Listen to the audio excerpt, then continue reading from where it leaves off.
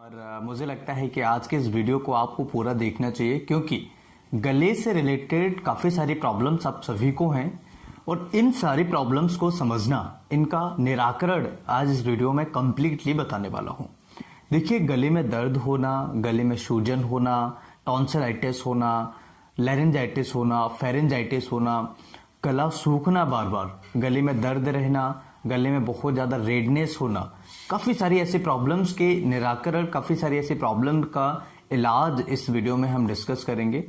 और इस वीडियो को पूरा इसलिए देखना ज़रूरी है क्योंकि ये एक सीरीज में स्टार्ट कर रहा हूं जिसमें कि आपको थ्रोट से रिलेटेड काफ़ी सारी बीमारियां बताने वाला हूं।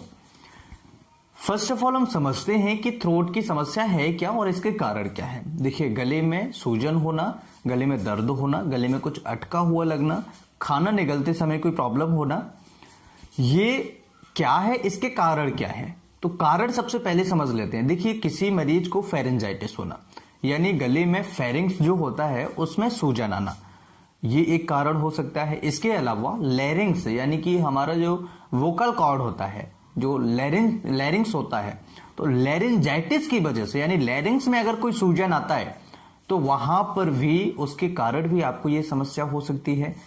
तीसरा कारण है टॉन्सिलाइटिस होना। अगर किसी को टॉन्सिल्स है, टॉन्सिल्स में सूजन है, उसकी वजह से भी आपको गले की समस्या आ सकती है। टॉन्सिलेक्टोमी होना, टॉन्सिलेक्टोमी यानी कि किसी मरीज ने अगर टॉन्सिल्स जो है निकलवा दिए हैं, टॉन्सिलेक्टोमी हो गया यानी उसने सर्जरी करवा ली, ऑपरेशन होता है, टॉन्सिल्स जिसमें हटा दिए जाते हैं, तो उसकी वजह से भी आपको गले में समस्या आ सकती है।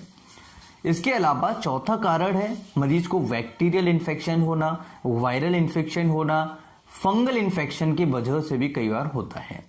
इसके अलावा पांचवा कारण है, हो सकता है मरीज को छाले हो गए हो, गम्स हो गए हो, तो वो इन्फेक्शन कई बार छाले जो होते हैं, मुंह के छाले अंदर तक गले में चले जाते हैं, वो भी एक बहुत बड़ा कारण है। इसके अलावा अगर किसी मरीज को ट्यूमर है यानी गले में कहीं ट्यूमर हो गया हो, उसकी वजह से हो सकता है। इसके अलावा थ्रोट कैंसर यानी गले का कैंसर, उसके कारण हो सकता है। इसके अलावा अगर किसी को ट्यूबरकुलोसिस है, जिसकी गठान आपने बेसिकली देखा होगा यहां गर्दन के आसपास होती है, क्लेविकल रीजन में उसके आसपास कहीं देखने को मिलती है, तो उसकी वजह से भी कई बार गले में दर्द, गले में खराश होना, इस तरह की समस्या आ जाती है। इसके अलावा सातवां कारण है किसी को पीएनडी की समस्या है यानी पोस्ट नेजल ड्रिप है, तो पोस्ट नेजल ड्रिप में भी ये समस्या हो सकती है। पोस्ट नेजल ड्रिप क्या है, अगर आपने वीडियो नहीं देखा है तो आई बटन में आपको वीडियो मिल जाएगा, जरूर देखें। एलर्जी, बलगम बनना, खांसी आना, बहुत ज्यादा बलगम बाहर निकालने की कोशिश करना, बलगम बनते ही रहता है, तो उसे हम पीएनडी कहते हैं, जिसका इलाज, कारण, लक्षण हमने वीडियो में समझे हैं। आपको आई बटन में वीडियो मिल जाएगी, जरूर देख लें। इसके अलावा अगर किसी मरीज को वायरल इन्फेक्शन होता है, फ्लू हो जाता है, कॉमन कफ कोल्ड हो जाता है, उसके वजह से भी आपको गले में दर्द होना स्वाभाविक है, कॉमन है। सिम्टम्स क्या क्या मिलेंगे, सिम्टम्स भी समझना जरूरी है। देखिए, सिम्टम्स में आपको काफी सारे सिम्टम्स होते हैं, लेकिन इसमें मोस्ट कॉमन होता है बुखार आना यानी फीवर होना। दूसरा होता है आपको गले में दर्द होना। तो बुखार जो होता है, बुखार आने का एक कारण और होता है, अगर शरीर में कहीं भी सूजन आता है, स्वेलिंग होती है, इन्फ्लेमेशन होता है, तो बॉडी का टेम्परेचर नॉर्मल से ज्यादा होता है यानी बढ़ जाता है।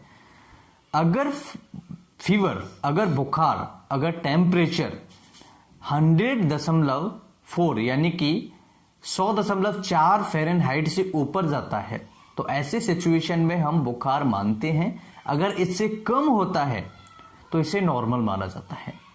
और अगर किसी मरीज का बुखार 104 डिग्री फ़ारेनहाइट है तो उस मरीज को तुरंत हॉस्पिटल जाना चाहिए।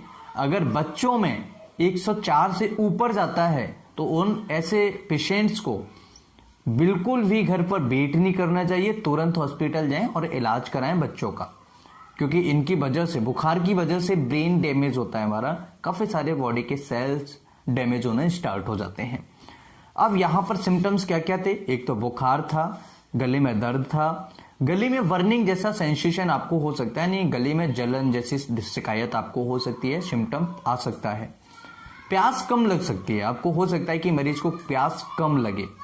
इसके अलावा इरिटेशन बहुत ज्यादा होता है, बलगम बहुत ज्यादा बनता है, जिसे निकालने के लिए हम बहुत बार इस तरह से करते हैं जिसे बलगम बाहर निकले।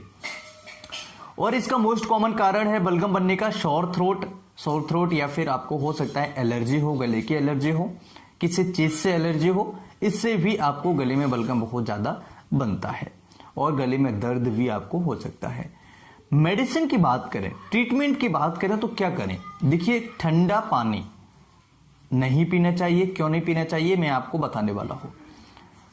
कुछ प्रिवेंशंस भी समझना जरूरी है। अगर हम प्रिवेंशंस नहीं समझते हैं तो हो सकता है कि हमारी बीमारी ठीक होने की बजाय कंटिन्यूसली रहे, चाहे हम किसी भी प्रकार की दवाई लेते रहें, कितनी भी ज्यादा लंबे समय तक दवाई लेते रहें, लेकिन मरीज को आराम नहीं मिलता है। यह भी एक मोस्ट कॉमन इफेक्ट होता है अगर हम प्रिवेंशन नहीं करते किसी भी बीमारी का।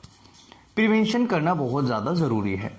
तो सबसे पहला प्रिवेंशन आप समझिएगा, ठंडा पानी कम कर दीजिएगा, इवन बंद कर दीजिएगा कुछ दिनों के लिए। कोल्ड ड्रिंक्स हैं, फ्रिज की रखी हुई चीजें हैं, बाहर की चीजें जैसे टिक्की, बर्गर, पिज्जा, etc, चाउमीन, इन्हें खाना बंद करें।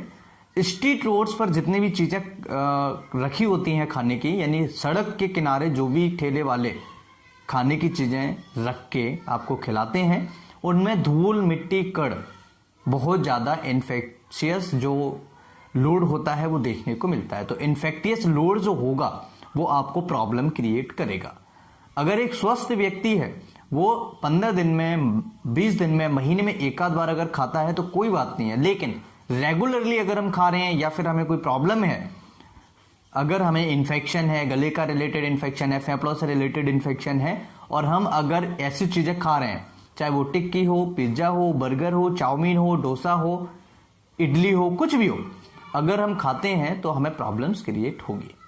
ये भी एक मोस्ट कॉमन साइड इफेक्ट्स होते हैं काफी सारी चीजों के। तो प्रिवेंशंस करना बहुत ज्यादा जरूरी है। मेडिसिन की बात करें, वेलाडोना 200 पोटेंसी नोट कर लीजिएगा, बहुत ही शानदार, बहुत ही कमाल की, बहुत ही कारगर मेडिसिन है। अगर किसी को टॉन्सिलाइटिस है, गले में इंफेक्शन है, गले में बहुत ज्यादा रेडनेस है, उसका चेहरा बहुत ज्यादा लाल हो जाता है, इन्फेक्शन बहुत जल्दी आता है और थोड़ी देर के लिए बहुत ज्यादा प्रॉब्लम क्रिएट कर जाता है और थोड़ी देर बाद चला भी जाता है, हालांकि इफेक्ट उसका रहता है, तो सडन आएगा, सडन चला भी जाएगा। उसकी जो समस्या है राइट साइड से स्टार्ट होगी, लेफ्ट साइड में शिफ्ट हो जाएगी। ये भी बेलाडोना मेडिसिन का सिम्टम्स है। तो राइट साइड से समस्या स्टार्ट होने, यानी अगर गले में कोई प्रॉब्लम है तो वो दाहिनी तरफ से स्टार्ट होगी, इस साइड से, और आपकी शिफ्ट हो जाएगी लेफ्ट साइड में, यानी इस साइड से स्टार्ट होगी गले में समस्या, इस साइड में आपकी शिफ्ट हो जाएगी, राइट। दूसरा, समस्या जल्दी आएगी और चली भी जाएगी, लेकिन अपना इफेक्ट छोड़ जाएगी, यानी गले में दर्द है या इन्फेक्शन, इस तरह के सिम्टम्स छोड़ जाएगा। इसके अलावा मरीज को प्यास बहुत कम लगती है, मुंह सूखता है, ड्राइनेस बहुत ज्यादा देखने को मिलती है, चेहरा लाल पड़ जाता है, फेस बहुत ज्यादा रेडनेस होता है, कंजेस्टिव हेडेक मरीज को हो सकता है। कंजेस्टिव हेडेक मतलब कि उसको दिमाग में समझ में ही नहीं आता है कि मैं करूं क्या, ऐसा भी सिम्टम्स उस मरीज को हो सकता है। अब यहां पर एक सिम्टम्स और है इस मेडिसिन का, अगर किसी भी पेशेंट को कैरोटिड, जो हमारी आर्टरी होती है, कैरोटिड यहां से निकलती है, ये आर्टरी ऐसे पेशेंट्स में हमें फील हो जाती है, दिख जाती है, कई बार ऐसा दिखाई देने लगता है कि ये यहाँ की जो आर्टरी है, यानी नस, कॉमन भाषा में आप अगर समझें, नस जो यहां से निकलती है वो ऐसा लगता है कि फूल रही है, और वहां पर आपको हल्का हल्का जो प्रेशर है वो आपको दिखेगा, ठीक है। तो ये सिम्टम्स आपको आएंगे। ऐसे सिम्टम्स अगर किसी पेशेंट को हैं तो वेलाडोना 200 पोटेंसी में दिन में 2 बार, सुबह शाम को, केवल 2-2 ड्रॉप्स, अगर किसी को ज्यादा समस्या है तो 4 ड्रॉप सुबह, 4 ड्रॉप शाम को लेंगे, समस्या टोटली ठीक हो जाएगी। फिर भी अगर आपको कोई प्रश्न है आप मुझे कमेंट सेक्शन में जाकर के कमेंट करें, और अगर आप हमारे नए चैनल पर विजिट नहीं किए हैं तो नए चैनल को सब्सक्राइब करें, उम्मीद करूंगा कि जल्द से जल्द वहां पर भी आप 10,000 सब्सक्राइबर, 10,000 की फैमिली हमारी जल्दी कंप्लीट हो जाएगी। हालांकि हम बहुत करीब हैं, अगर आप थोड़ा सा सपोर्ट करेंगे तो 10,000 की फैमिली हमारी वहां पर भी कंप्लीट हो जाएगी। फिर वहां पर भी हम कुछ अच्छे अच्छे इनोवेटिव, कुछ अच्छे अच्छे मोटिवेशनल, कुछ अच्छी अच्छी जानकारियों के वीडियोस बहुत जल्दी पब्लिश करेंगे। वीडियो अच्छा लगे तो लाइक एंड शेयर करें, कुछ पूछना चाहे तो कमेंट करें। हम फिर मिलते हैं इसी तरह किसी नई वीडियो में, तब तक के लिए नमस्कार, thanks for watching, have a nice day, जय हिंद।